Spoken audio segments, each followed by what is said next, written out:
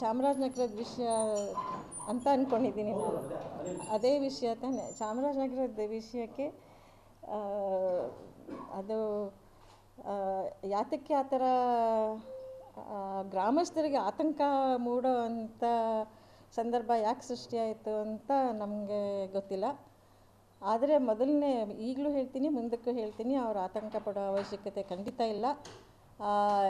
ಏನಾದರೂ ಆಗಲಿ, whether khata comes in our name, even then ಅವ್ರು ಆತಂಕ ಪಡೋ ಅವಶ್ಯಕತೆ ಇಲ್ಲ ಅನ್ನೋ ಅಷ್ಟು ಆಶ್ವಾಸನೆ ನಾನು ಕೊಡ್ತೀನಿ. ಮತ್ತು ಅವರು ನಾನು DC ಅವ್ರದ್ದು ಇದು ಕೇಳಿದೆ, ಅದೆಲ್ಲ ಅವ್ರು ಏನು ಹೇಳಿದ್ದಾರೆ, ನಮಗೆ ಯಾವ ಆಧಾರನೂ ಕೊಟ್ಟಿಲ್ಲ, ನಮಗೆ ನಮ್ಮದು ಪ್ಯಾಲೇಸ್ ಪ್ರಾಪರ್ಟಿ ಹೇಳೋದಕ್ಕೆ ಯಾವ ದಾಖಲೆನೂ ಕೊಟ್ಟಿಲ್ಲ ಅಂತ. ನೀವು ಇದನ್ನು ಯಾರು ಒಬ್ಬರು ನೋಡಿದ್ರೆ ಇದು ಮಾಡ್ಕೋಬೋದು. ನಾನು 2014ನೇ ಇಸ್ವಿನಲ್ಲೇ ಬರೆದು ಎಲ್ಲ ಡಿಪಾರ್ಟ್ಮೆಂಟಿಂದನೂ ಟೇಕನ್ ಎಕ್ನಾಲಜ್ಮೆಂಟ್. ನೀವು ಯಾರು ಒಬ್ಬರು ನೋಡ್ಕೊಂಡು ಎಲ್ರಿಗೂ ಶೇರ್ ಮಾಡೋದಾದರೆ ಇಸ್ ದ ಎಕ್ನಾಲಜ್ಮೆಂಟ್ ಕಾಪಿ ಇದೆ. ಎಲ್ಲ ಆಫೀಸಸ್ಗೂ including principal secretary, revenue, Chamarajanagar DC, tahsildar ಎಲ್ರಿಗೂ ಈಗಲ್ಲ, 2014ನೇ ಇಸ್ವಿನಲ್ಲೇ ಕೊಟ್ಟಿದ್ದೀನಿ. ಅದರೊಳಗಡೆ ಕೂಡ ಲಿಸ್ಟ್ ಕೂಡ ಅಟ್ಯಾಚ್ ಆಗಿದೆ. ಅದಾದಮೇಲೆ ಈಗ 2020ನಲ್ಲಿ ಅಷ್ಟರೊಳಗಡೆ ಯಾವುದೋ ಒಂದು ಸರ್ವೆ ನಂಬರ್ ಒಳಗಡೆ ಯಾರೋ ಒಬ್ಬರು ಒಂದು ಕೇಸ್ ಹಾಕಿದರು. ಆ ಕೇಸ್ ಕೂಡ ನಮ್ಮ ಪರವಾಗಿ ಅದರಲ್ಲೂ ಕೂಡ ಒಂದು ಆದೇಶ ಇದೆ, ಅದಕ್ಕೂ ಖಾತೆ ಮಾಡಿ ಕೊಡಬೇಕು ಅಂತ. ಅದರಿಂದ ಆದೇಶ ಏನು ದಾಖಲೆ ಇನ್ನೂ ಕೊಟ್ಟಿಲ್ಲದೆ ನಾವು ಮಾಡಿದ್ದೀವಿ ಅನ್ನೋದು ಅವ್ರಿಗೆ DC ಅವ್ರಿಗೆ ಮಾಹಿತಿ ಇಲ್ಲದೆ ಇರ್ಬೋದು. ಆದರೆ ನಮ್ಮ ಕಡೆಯಿಂದ ಏನೇನು ದಾಖಲಾತಿ ಕೊಡಬೇಕೋ ಅದನ್ನು 2014ರಲ್ಲಿ ಕೊಟ್ಟಿದ್ದೀವಿ. ಮತ್ತೆ ಈಗ ಕೂಡ ಕೊಡೋ ಅವಶ್ಯಕತೆ ಇಲ್ಲ ಅಂತ ಹೇಳಿದರು, ಆದರೂ ಕೊಟ್ಟಿದ್ದೀನಿ. ಮೊನ್ನೆ ಲೆಟ್ರ್ ಬರೆದಾಗಲೂ ಕೂಡ ಕೊಟ್ಟಿದ್ದೀನಿ. ಆಮೇಲೆ ಮತ್ತು ಅವ್ರಿಗೆ ಏನು ಗೊತ್ತಿಲ್ಲ ಅನ್ನೋಕ್ಕಂತೂ ಸಾಧ್ಯ ಇಲ್ಲ. ಯಾಕೆ ನಮ್ಮ ಪ್ರಾಪರ್ಟಿ ಲಿಸ್ಟಲ್ಲಿ ಆವತ್ತಿನ ದಿನದ್ದು ಯಾರು ಚೀಫ್ ಸೆಕ್ರೆಟರಿ ಆಗಿದ್ದರು, K. ಶ್ರೀನಿವಾಸನ್ ಅಂತ, ಅವ್ರದ್ದು ಸಿಗ್ನೇಚರ್ ಕೂಡ ಇದೆ. ಇದು ನಮ್ಮ ಚಾಮರಾಜನಗರದ ಇದು ಇಲ್ಲಿಂದ ಶುರುವಾಗುತ್ತೆ, ಇಲ್ಲಿಂದ ಇಲ್ಲಿಗೆ ಮುಗಿಯುತ್ತೆ. ಇದರೊಳಗಡೆ ಈ ಪ್ರಾಪರ್ಟಿ ಎಲ್ಲ ಇದು ಖಾಸಗಿ ಸ್ವತ್ತು ಅಂತ ಹೇಳಿ ಅವ್ರದ್ದು ಸಿಗ್ನೇಚರ್ ಇದೆ ಇಲ್ಲಿ. ಇದನ್ನು ನೀವು ನೋಡ್ಬೋದು. ನಾವೇನು ಊಹೆ ಮಾಡ್ಕೊಂಡು ಹೇಳ್ತಾ ಇಲ್ಲ. ಇದರಲ್ಲಿ ಅವ್ರದ್ದು ಸಿಗ್ನೇಚರ್ ಇದೆ. Secretary to the government ministry of states ಅವ್ರದ್ದು VP ಮೆನನ್ ಅವ್ರದ್ದು ಸಿಗ್ನೇಚರ್ ಕೂಡ ಇದೆ. ಇದಿಷ್ಟಕ್ಕೂ ಇದರೊಳಗಡೆ ಡೀಟೇಲ್ಸ್ ಎಲ್ಲ ಇದೆ. ಇದೇ ಡೀಟೇಲ್ಸ್ನ ನಾವಲ್ಲಿ ಹಾಕಿ ಕೊಟ್ಟಿರೋದು. ಇದನ್ನು ತೋರಿಸ್ಬಿಡ್ಬೇಕು, ಸಿಗ್ನೇಚರ್ ಇಲ್ಲಿದೆ. ಶೋಧನ ಅವ್ರಿಗೇನು ಮಾಹಿತಿ ಇಲ್ಲ ಅಂತಲೇ ಹೇಳ್ತಾರೆ. 50ನೇ ಇಸ್ವಿಯಿಂದನೂ ಮಾಹಿತಿ ಇದೆ. ಆದರೆ ಯಾತಕ್ಕೆ ಮಾಹಿತಿ ಇಲ್ಲ ಅಂತ ಹೇಳ್ತಾರೆ ಅಂತ ಯಾರು ಹೇಳ್ತಾರೋ ಅವ್ರಿಗೆ ಸರಿಯಾದ ಮಾಹಿತಿ ಪಡ್ಕೊಂಡಿಲ್ಲ ಅಂತ ಕಾಣುತ್ತೆ ಅಷ್ಟೇ. ಆದರೆ ನಮ್ಮ ಕಡೆಯಿಂದ ನಾನು ಆಶ್ವಾಸನೆ ಕೊಡಬೇಕಾದ್ರೆ ಅವ್ರ ಗ್ರಾಮಸ್ಥರು ಖಂಡಿತ ಆತಂಕ ಪಡೋ ಅವಶ್ಯಕತೆ ಇಲ್ಲ. ಅವ್ರು ಆ ಥರ ಏನಾರು ಇದ್ದರೆ ನಮ್ಮ ಹತ್ರ ನೇರ ಸಂಪರ್ಕ ಮಾಡ್ಬೋದು. ನಮ್ಮ ಆಫೀಸ್ ಇದೆ. ಅವ್ರಿಗೇನಾದರೂ ಆ ಥರ ಆತಂಕ ಇದ್ದರೂ ಕೂಡ ಮಾಡ್ಬೋದು. ಬಟ್ ನಾನು ನಿಮ್ಮ ಮುಖಾಂತರ, ನಮ್ಮ ಇದ್ರ ಮುಖಾಂತರ ಅವ್ರು ಆತಂಕ ಪಡೋ ಅವಶ್ಯಕತೆ ಇಲ್ಲ.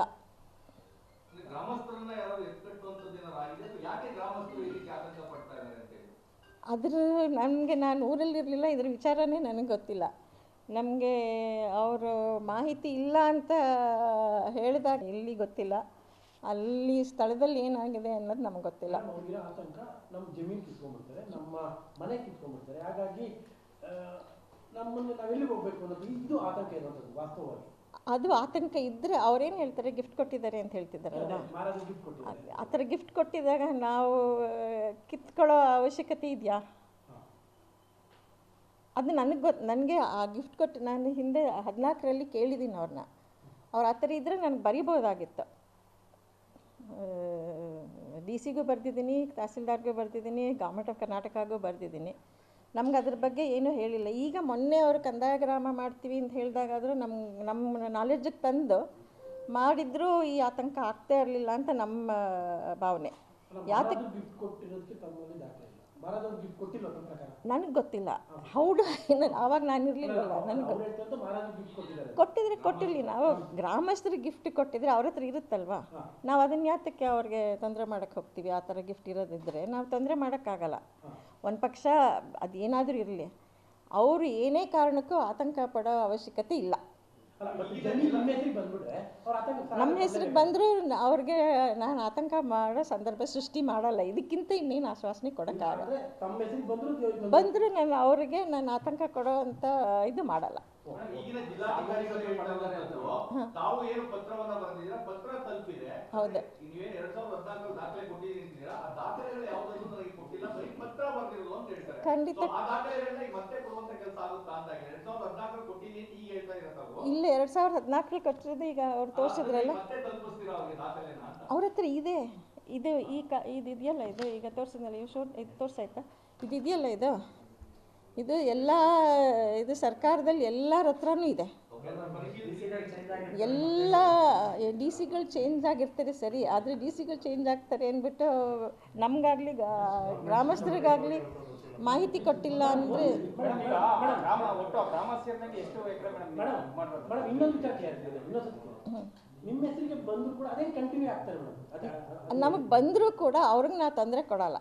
ಅದು ಅವ್ರಿಗೆ ಯಾವ ರೀತಿ ನಾವು ಮಾಡಿಕೊಡ್ಬೇಕೋ ಅದು ನಮಗೆ ಗ್ರಾಮಸ್ಥರಿಗೂ ನಮಗೂ ಸರ್ಕಾರದ ಮಧ್ಯಸ್ಥಿಕೆ ಇಲ್ಲದೆ ನಾವು ಅವ್ರಿಗೆ ನಾವೇನು ಮಾಡಿಕೊಡ್ಬೇಕೋ ನಾವು ಮಾಡಿಕೊಡ್ತೀವಿ. ಸರ್ಕಾರ ಮಧ್ಯಸ್ಥಿಕೆ ಬರೋದು ಅವಶ್ಯಕತೆ ಇಲ್ಲ. ನಮ್ಮ ಹೆಸ್ರಿಗೆ ಬಂದರೂ ಅವ್ರಿಗೆ ನಾ ಆತಂಕ ಬರೋ ಸಂದರ್ಭ ಸೃಷ್ಟಿ ಮಾಡಲ್ಲ. ನಮಗೂ ಅರ್ಥ ಆಗುತ್ತೆ ಅವ್ರದ್ದೇನು ಅಂತ. ನಮ್ಗೆ ನಿಜ ಏನು ಅಂತ ಗೊತ್ತಿಲ್ಲ ಅಲ್ಲಿ ಇವತ್ತಿನ ದಿನ.